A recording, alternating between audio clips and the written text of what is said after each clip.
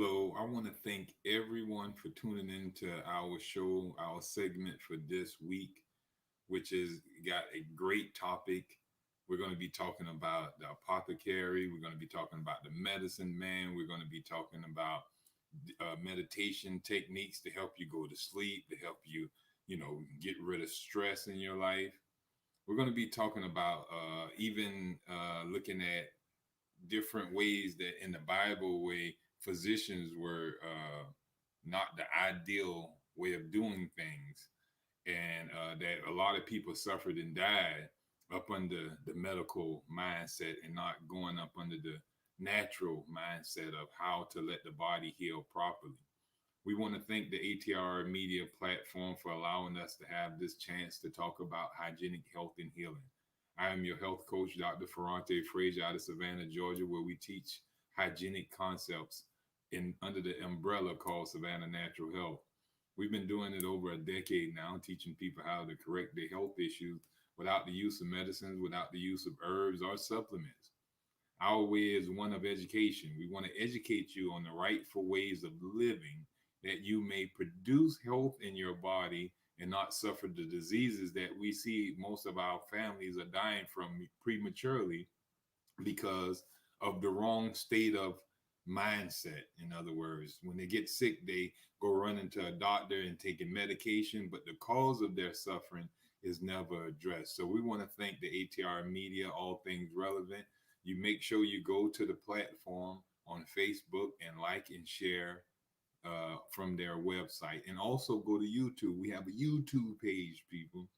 You can go there and subscribe there, and also get alerted when we have shows coming up. Now, our show is Natural as F. This is the show that you're watching now, and this is the show that you watch every Tuesday between the hours of 6 and 7. This is our time to help educate the minds of the people about a more rigorous natural way to restore health. Now, it's not like the medical way. It's not even like those other holistic modalities that are out there that's prevalent right now. They're all over the place. You look up, everybody want to call themselves holistic today, but they're not truly holistic. They call themselves holistic just because they want to fuss at the medical doctor. Just because you are indifferent with the medical doctor, they want to call themselves holistic, but that's not true, because some of them still have, they don't practice medicine per se or the medical industry, but they still practice a type of medication, or they call it herbal. They call it natural treatments and different things, or they call it the apothecary art. So we still have those who are not holistic in their teachings. They're holistic in their talk. They like to talk it. They talk about you got to change your way of eating, but they don't teach you the right way of eating. They just tell you to change. They don't tell you that you got to change your lifestyle habits. They tell you that, but they don't tell you how to go about doing it. They don't even know how to go about doing it. All the while, they're providing you with some type of substance, some type of material in which to sell you to correct your health issues, some type of substance that they can, mix together and got you using as a tonic every day, that you have to empty your pocketbook monthly. You could be on drop ship for this so-called herb or remedy and different things of that nature. They've made big businesses out of this apothecary. All right, it's big money in drugging. The apothecary, another name Google says is druggist. The pharmacist is another name for druggist. They call themselves chemists too. But the underlining is they are drug dealers. They are prescribing drugs. Now they like to change the name and call it medicine. But in actuality, they're drugging the people. They cannot heal you unless you're willing to be drugged.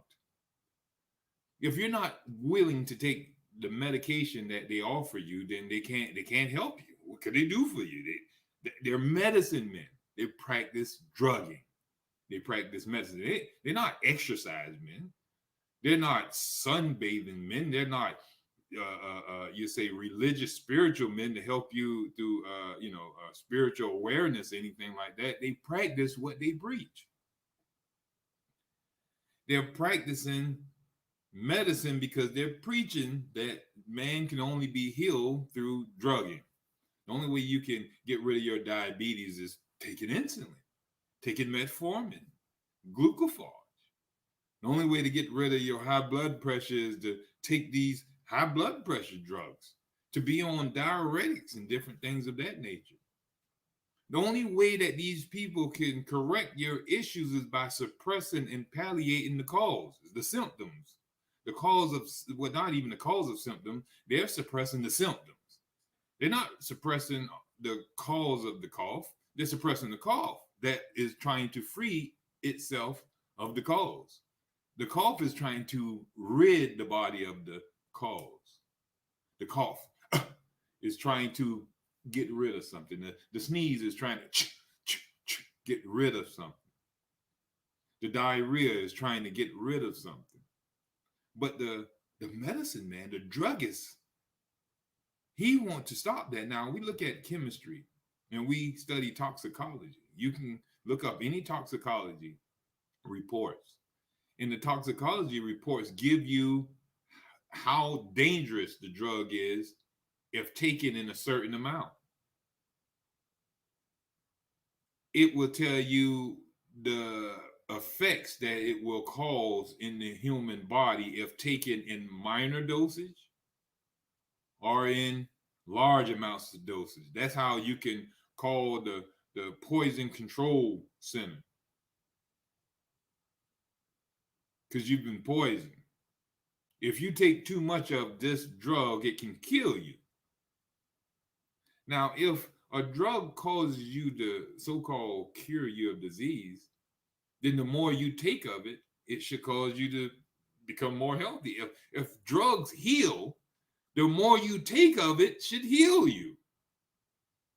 If drugs truly heal, that means you can, if one Advil stop your headache for a day, then 10 should stop your headache for the whole week. You should be able to take the 10 of them and it should have you tighten up for a whole week. But we know you take 10 Tylenols, you might be in the hospital getting your stomach pumped.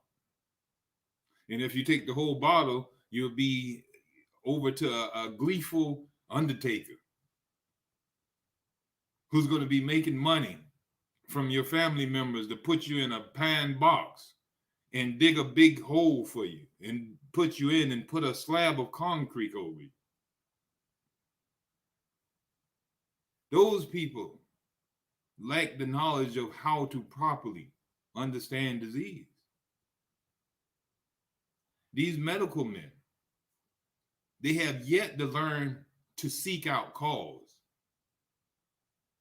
They have lack to examine cause. The first thing we do is reach out for some type of cure, some type of remedy. The remedy is your cure. Your disease is your cure. It's your remedy. How can you remedy a burning hand? The burning hand is telling you don't put it back in the fire. How can you remedy digestive issues? Stop eating bad food. How can you remedy a hand from scraping if you stop scratching it on the ground? How can you stop the feet from hurting once you pull it off the knife or pull it off the nail? Stop. You got to stop the cause, and the body will balance itself back off. There's no such thing as some cure out here. We've been searching for cures for God knows how long.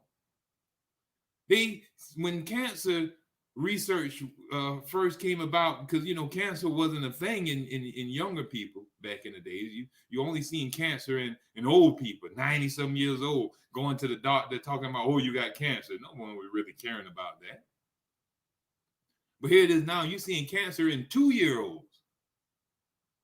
But back in the days, they said they was going to have a cure for cancer. When cancer became a big thing back in the days, they said they were going to have a cure within 2 years. They've been doing research. You got research laboratories all over the United States. You got big universities that got labs dedicated to searching out cancer research and how to eradicate and find the germ that causes cancer and the treatment that can reverse cancer. When we see already in nutrition and holistic health that hygienic eating foods that are rich in vitamins and minerals have been correcting diseases and cancers in patients since the beginning of time. Nature is the best university in finding out how to reverse diseases, but the medical men are blind to that type of information, that type of study. And they don't study nature, they study the natural substances, but not nature and her physiology and her functioning and her biology and her workings. They look for substances to force the body into righteousness, to drug the so-called invisible agent that they saying has attacked the body. They call it a virus, in other words. They call it germs and bacteria. They say viruses invade the body and going into the body and start attacking the body. Well, what is a virus? A lot of us don't really understand the term virus. Now we hear it all the time, and we hear about this COVID virus that's out here killing people and stuff like that.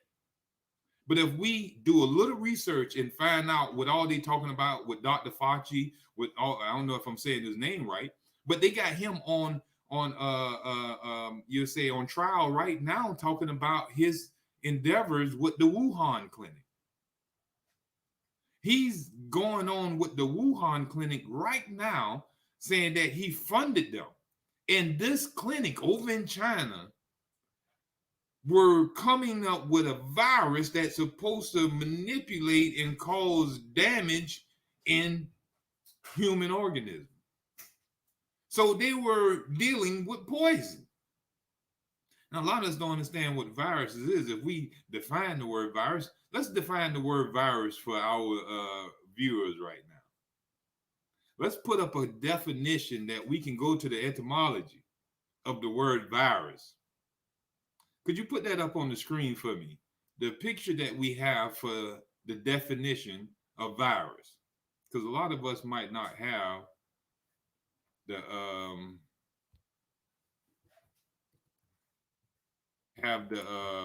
Google.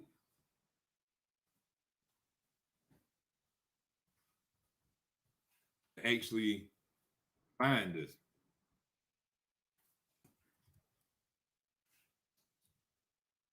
So we want to put up this pic for you. As soon as we get it up, we'll go like having a little problem putting it up right now, but we're going to get it up in just a minute. Once we get it up, we want to define what a virus is. But we even see that this virus term has been changed by these physicians. Now, physicians, and I don't know why we call the people doctors, you know what I'm saying? But I know why we call the medical men doctors, because it's just a teacher, or you having a PhD, or you're a professor of a certain philosophy. You're a master of this philosophy. So you got these people who are master druggists. They master at drugging people. They're teachers on how to drug people. But that don't mean they're the only doctors. You got doctors of nutrition, such as ourselves. Doctors of hygiene, such as ourselves. Doctors of natural living. We're masters of natural living, masters of nutrition, masters of natural healing techniques and philosophies and means and conditions. There's all type of masters. There's doctors of arts, people who teach art. You know, there's doctors of mechanics, people who are professors in mechanics and engineering.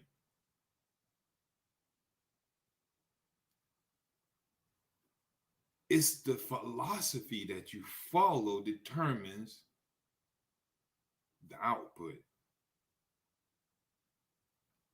Now we got this virus. I want you to look at this. Virus. This is the online etymology dictionary. And when we type in the word virus, and this is what we learn in school anyhow, but it's the virus is a noun that means poisonous substance. It's not this thing that the medical people tell you what virus is. They tell you that viruses is just some microorganism or microscopic organism that invade your body and cause you to get sick and different things of that nature. Like it's a being of its own. But when we look at the true definition of virus, now we don't have to take the medical dictionary. We're talking about the dictionary that came before the medical people, the etymology of the word virus, where it rooted out of. We see virus as a poisonous substance. The Latin meaning of virus is poison, the sap of plants, slimy liquid, a potent juice. If we look at the Proto-Italic, we see it's poison, which is from the root uis, to melt away, to flow. Like we see when we have this mucus coming out of our body. Use of foul or malodorous fluids. It's poisonous fluid. In the Sanskrit, we get venom. We get poison. Poisonous. Back to Latin, poisonous. Sticky substance. We see in Greek it's to mean poison. Old church is poison. New church is poison. In every language, except for the medical language, virus means poison. Ain't that something? Virus means poison. So when the medical man said you got a virus, you've been poisoned. Now, there's many ways that we poison ourselves.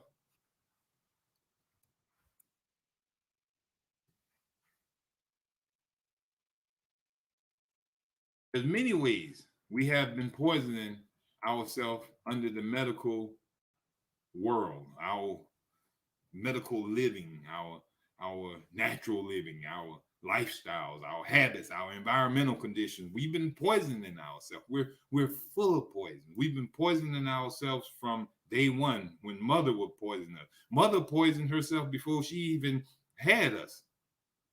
So we were living in poisons as we were evolving. But even to this day, we're breathing poisons in our air because that's the way the world is now. It's poisonous. We got all these factories that's producing waste and putting it out into our air. We got our local water supply places intoxicating our water supply, throwing in a bunch of fluoride and other poisons. We had a whole show showing you even the water right here in Savannah, Georgia. We showed you on their own website where they were putting poisonous substance in the water, showing you that it was supposed to be cleaning the water. But when we looked up the substances that they were putting in the water, we saw the symptoms of their poisonous effects, where most of them was breathing issues and these other allergic reactions that we see in our so-called diseases that we're suffering from. We're going to the doctor for, asking for drugs for.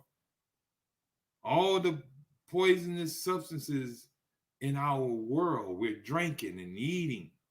All those things are poisoning or viral. They're viruses by the root word of what truly virus means. When we go to the doctor and take his drugs, we have to poison the so-called issue that we got going on. So we're putting more viruses in our body because we're using viruses as poison. So drugs is poisons. So drugs are viruses.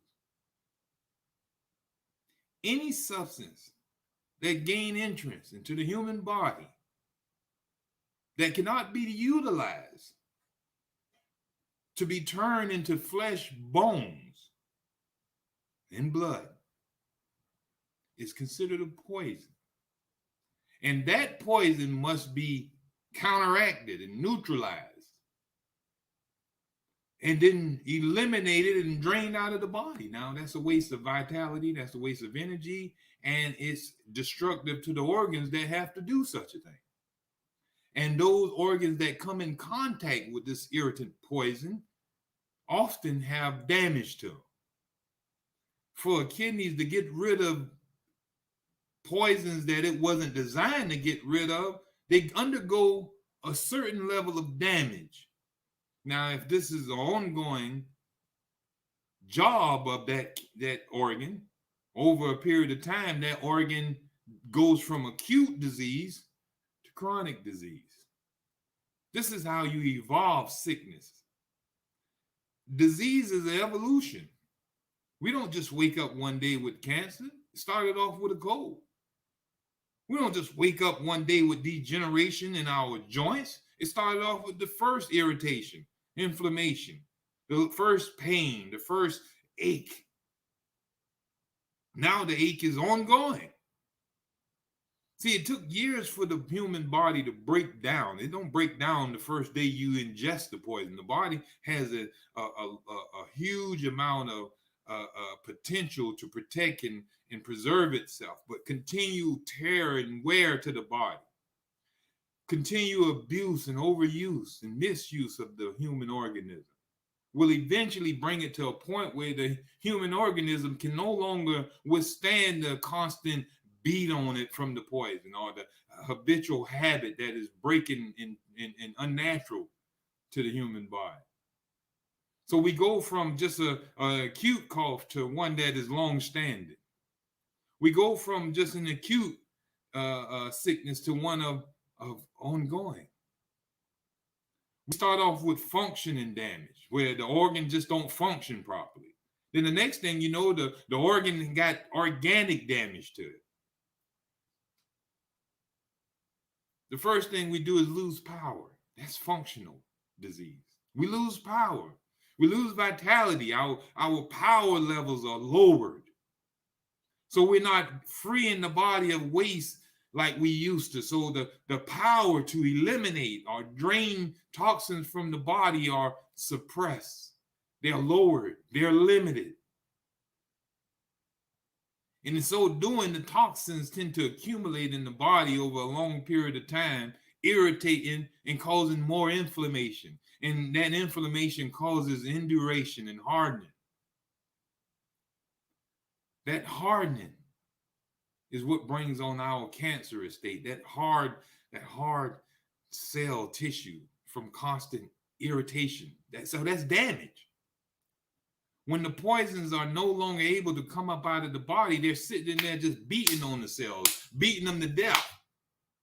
See, at the beginning, the body could get rid of that intruder, that poison, that virus, that waste material, that substance, that stinky fluid.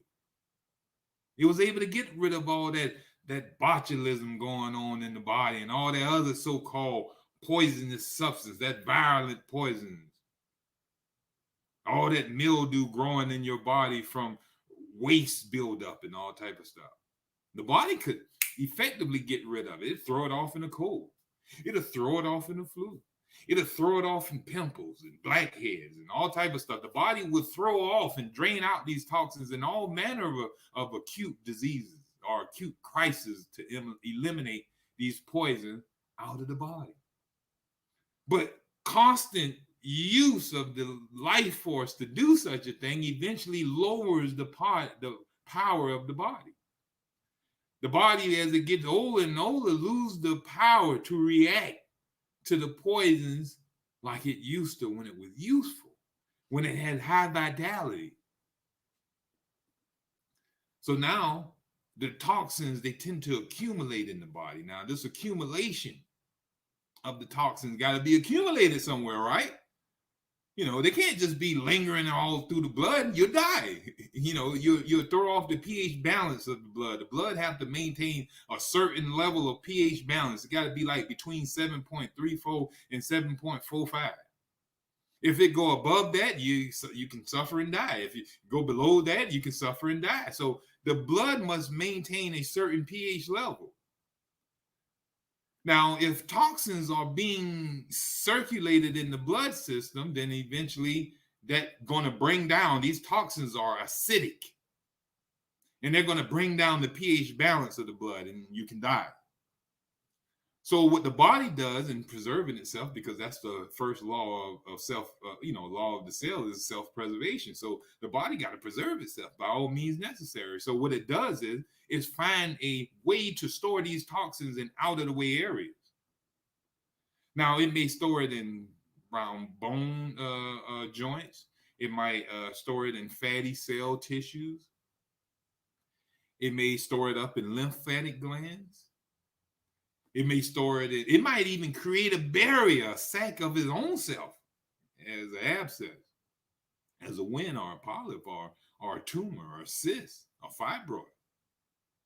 It'll create its own sac of poisons in which to filter off and bury off the toxins from vital tissue and keep it out of the circulatory system.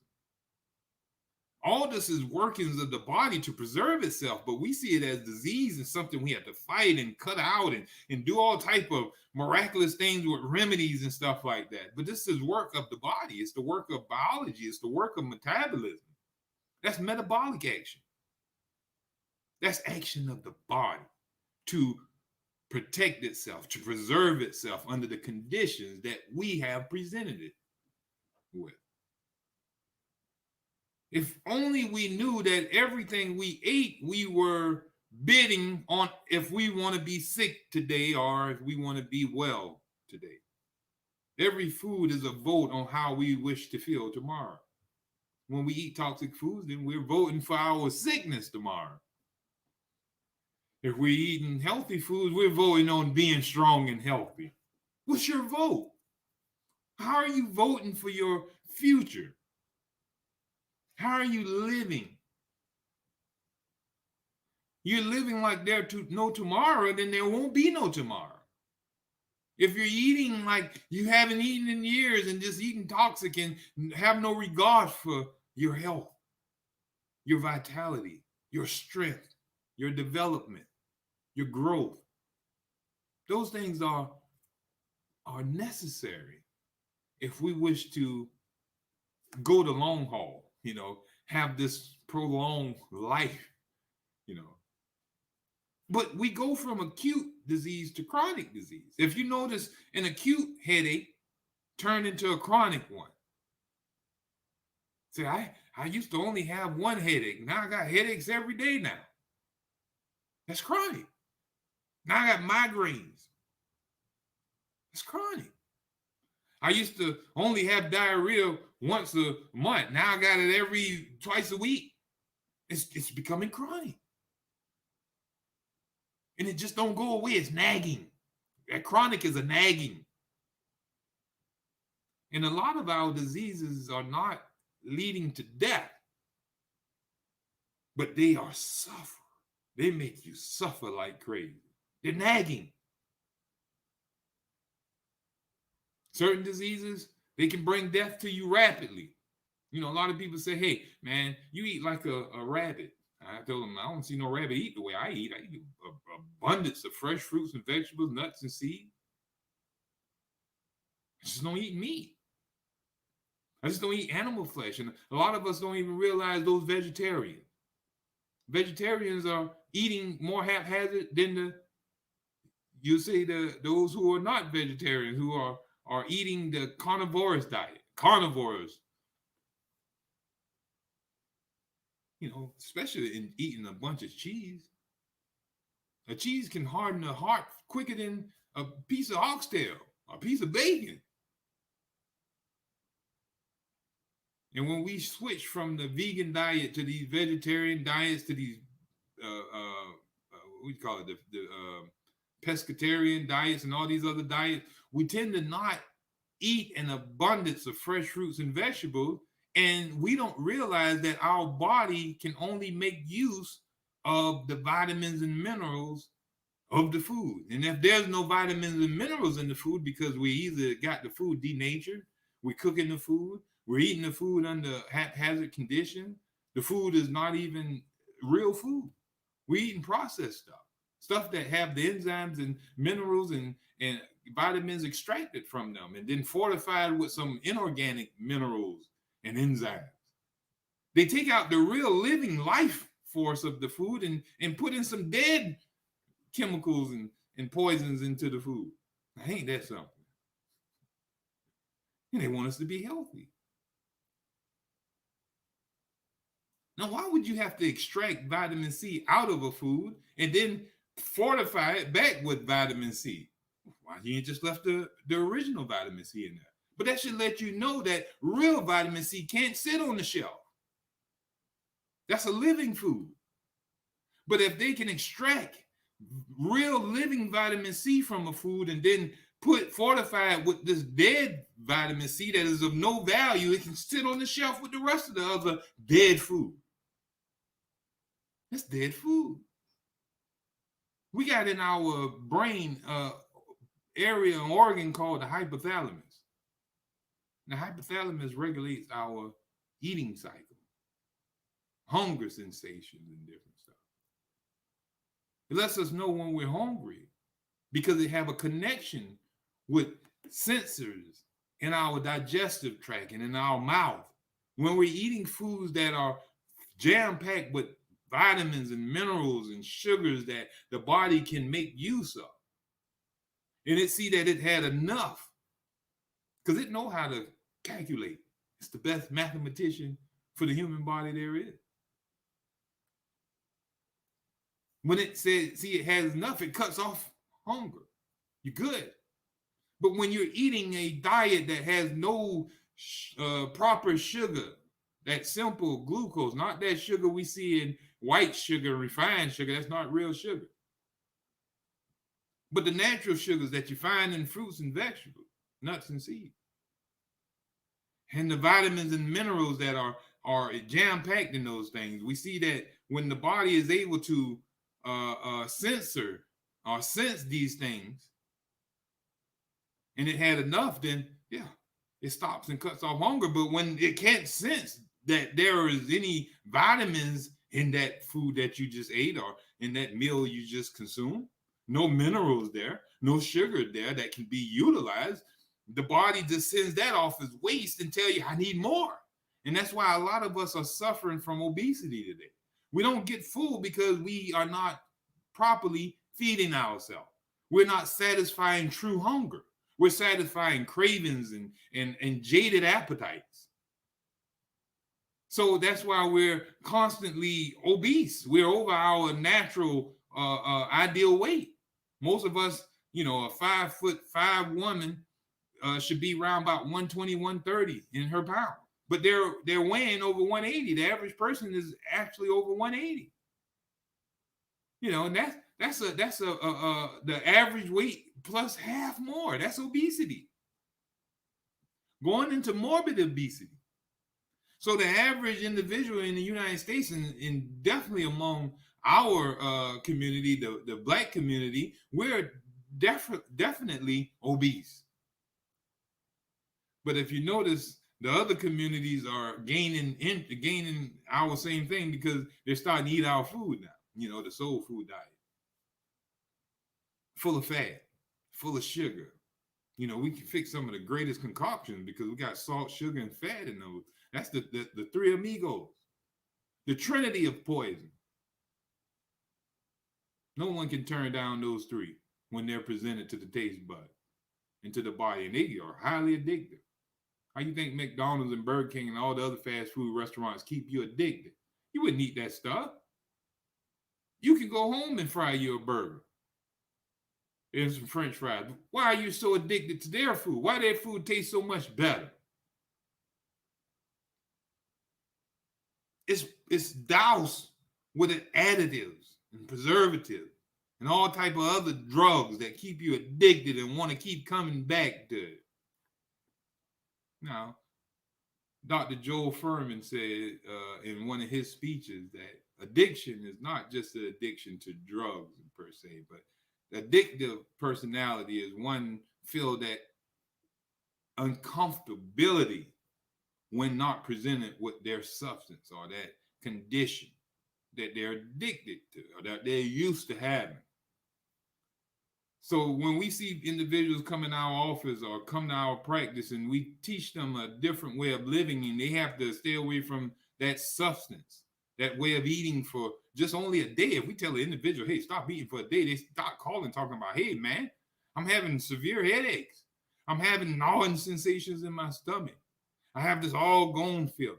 I feel weakness and fatigue all through my body and muscles. I got to eat something. Man, you ain't stop eating for nothing but 2 hours. And here it is, you crying about food, talking about you going through all these symptoms of withdrawal or crisis. Because that's what they are. He's having withdrawal symptoms off the accustomed poison, the accustomed eating. He's been used to eating every couple of hours, and now he go 2 hours without eating, and here it is, his body crying out. What you doing, man? We supposed to be eating. We supposed to have a big steak and potato. What are you doing, man? You're killing us. That subconscious programming. That's the habit. When you change that habit with new habits, you might have this withdrawal.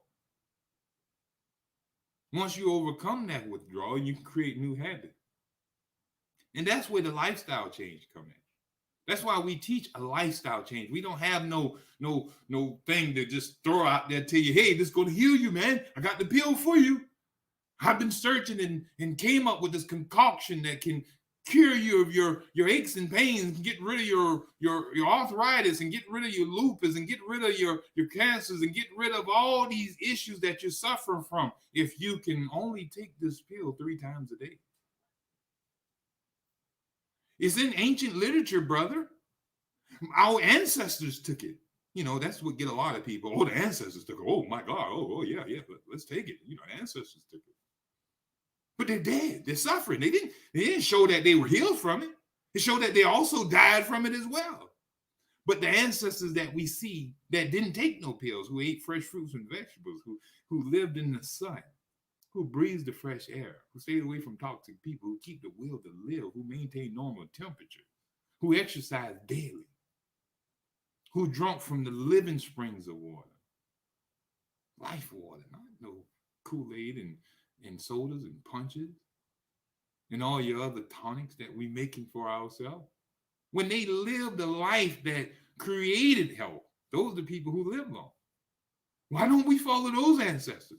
We follow Adam. Adam was said to have lived forever if he would have never ate from the wrong food. But as long as he ate from the trees of life and ate from the fruits and lived in harmony and been out there with no clothes on and getting sun and getting fresh air and kept, business about himself and had somebody who around him that was congenial. He was sheltered. He didn't have no problem. Job, he had a hedge around him, but when the hedge came from around him, that knowledge of protection. So hygiene is teaching us that knowledge of protection to protect ourselves from the darts, the fiery darts that are coming from us from every end, the oxtail plates, the turkey wing plates, and the cakes and the cookies and the tater chips and all the other poisons that are being introduced into our world today under the pretense of food. You got people who eating tater chips and juices, and that's their meal. A bag of cookies and ice cream, that's a meal. You have people who only eat that stuff and don't eat fresh. The amount of fresh fruits and vegetables in their diet is nil. The average individual lacks any fruit in their diet. And when they do eat vegetables, the vegetables have been cooked to death and saturated with some type of fatted meat. How can they get any nutrition from that?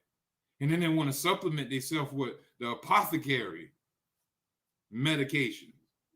They got herbs and remedies and potions. You know, how you know what the apple is made of? The scientists are still discovering vitamins and minerals and phytochemicals and nutrients in the food right now that has never been before, known.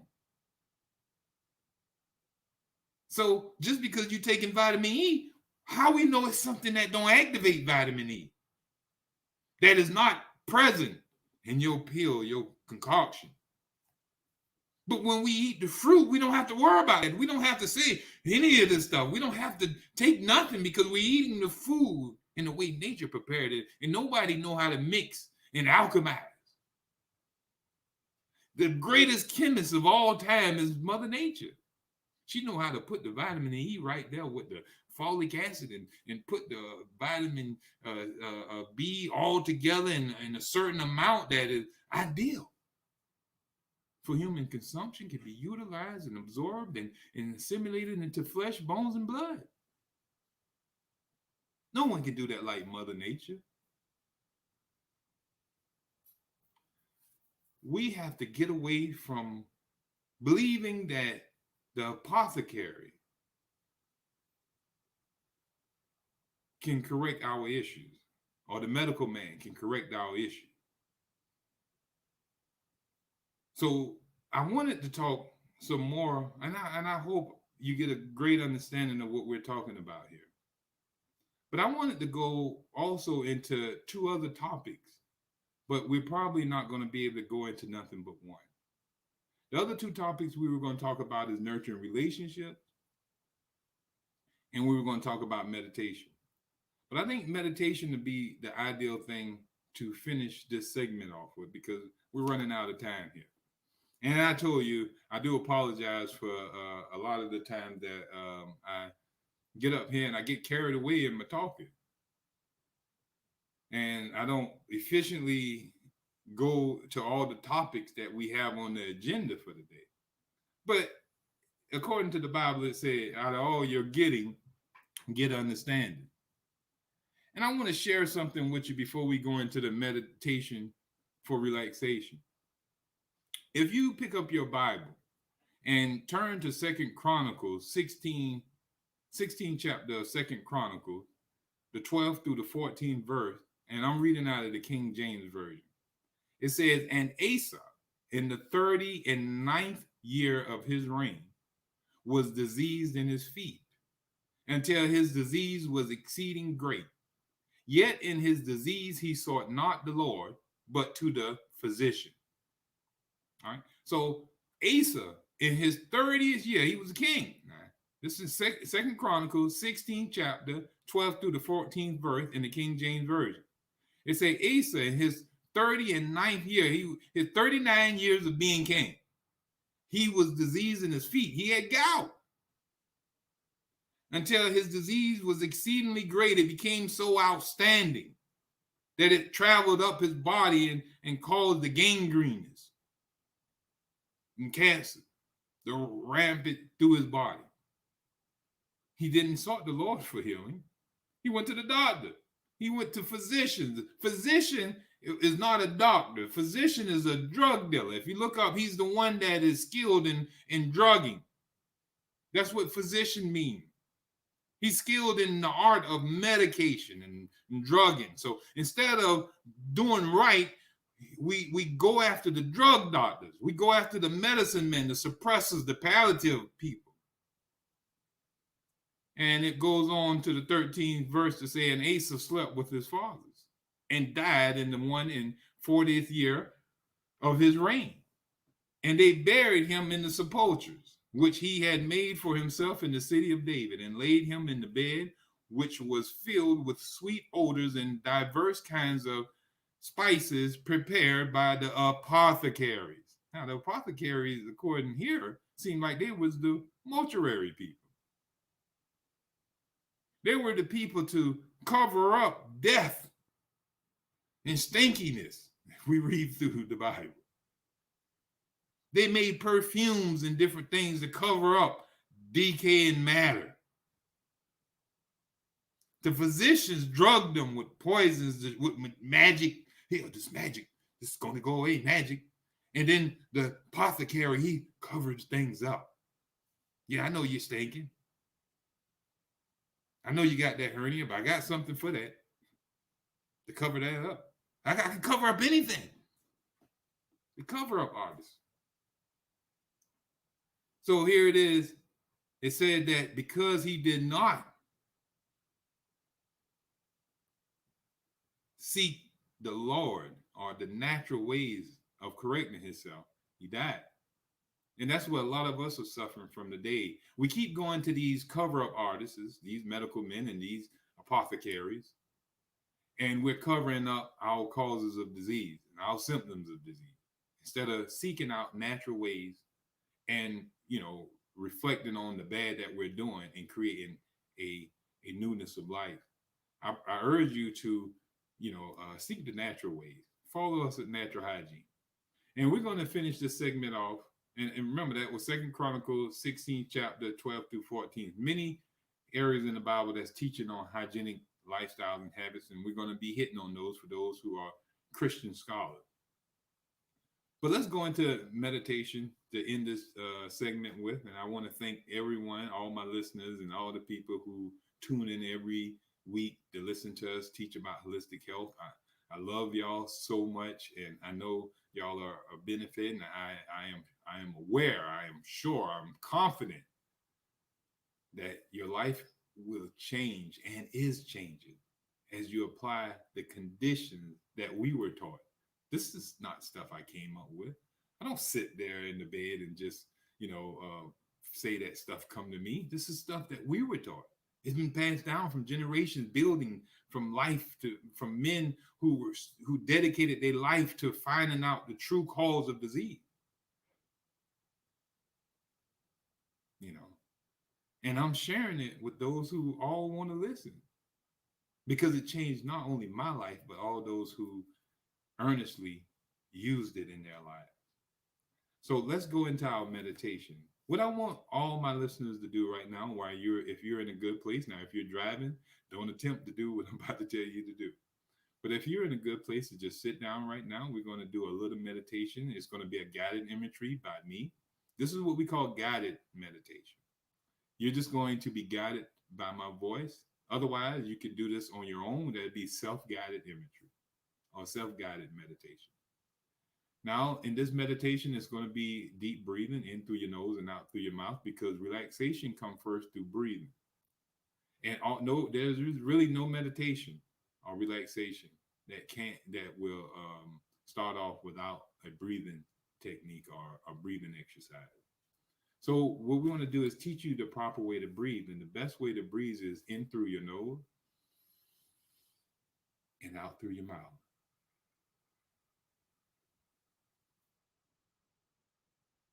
In through your nose and out through your mouth.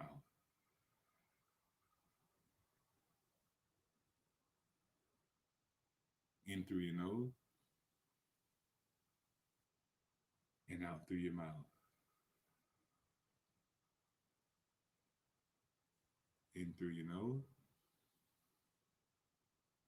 and out through your mouth.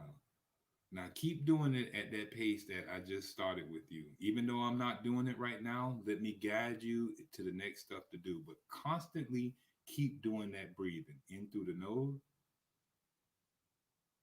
and out through the mouth. Now I want you to slow the breathing down even more. The more you slow your breathing down, the slower your heart rate becomes. Most times when we're in fear or we're in stress, our heartbeats are running quick because we have adrenaline going. But to slow the heartbeat down and to slow the breathing, you got to slow the breathing down, to slow your mind down, to slow the circulation down, to slow the adrenaline from getting to areas causing reaction in the body.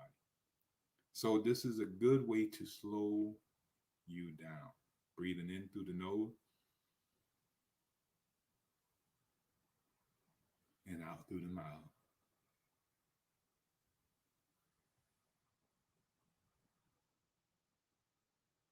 through the nose and out through the mouth. Now I want you to close your eyes and just listen to my voice while you continuously breathe in through the nose and out through the mouth. In through the nose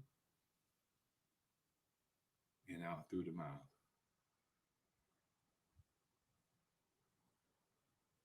In through the nose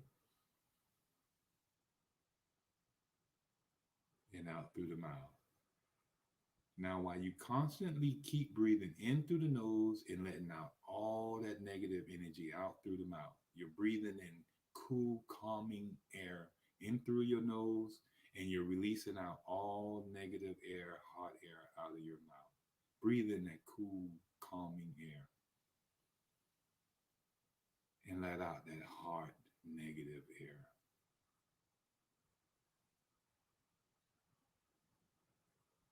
Now, do it even more slowly this time. In through the nose, like you're breathing in fresh air and you're blowing out a bunch of candles. You're smelling roses and you're blowing out candles.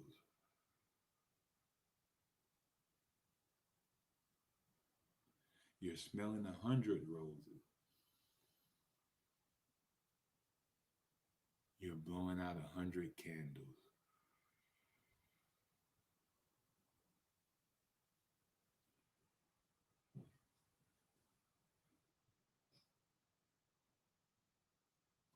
In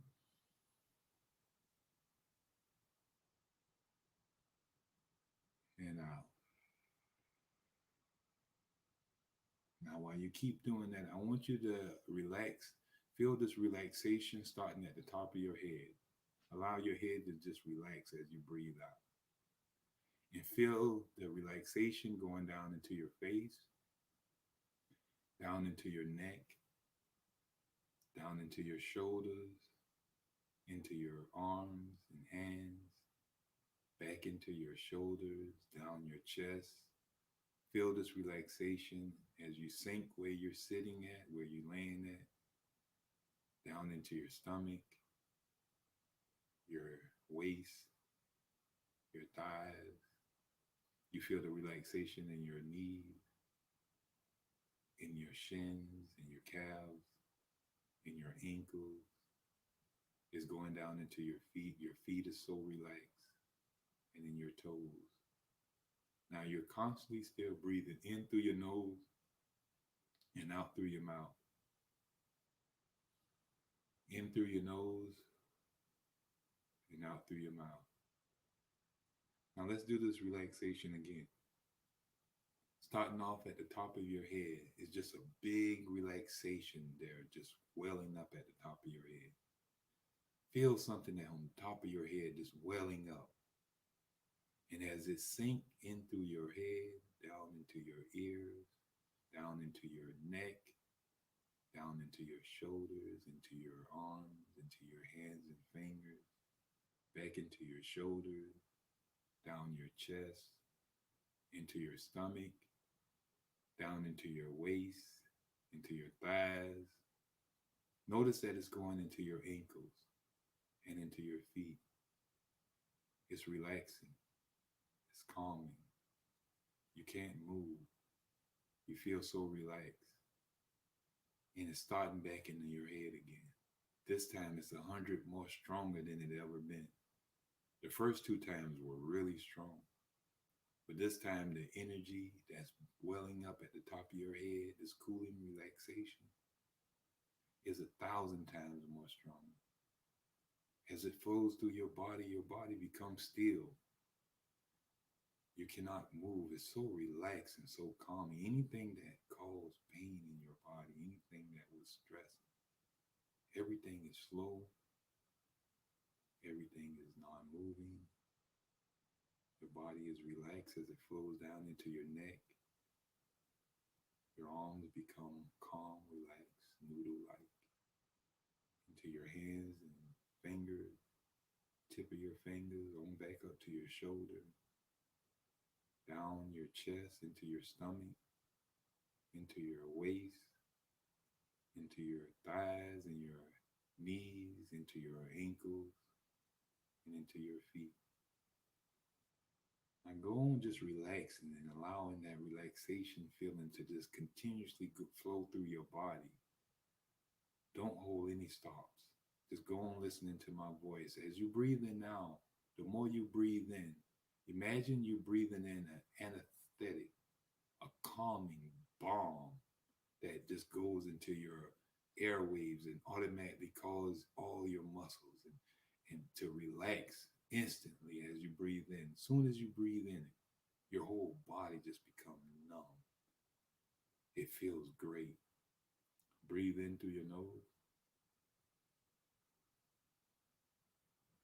You can breathe in as much as you want and then let out all negative aches and pains. Anything that is troubling your flesh, your bones, your body, your cells, your tissues, your organ system, you blowing it out and you're bringing in this calm, cooling, calm, collective agent, this balming agent. This agent is so cool and calm and relaxing. It's relaxing and cool and calm, and it's just making your body feel so relaxed, cool, and calm. You love breathing it in. You constantly breathe it in and lets it out.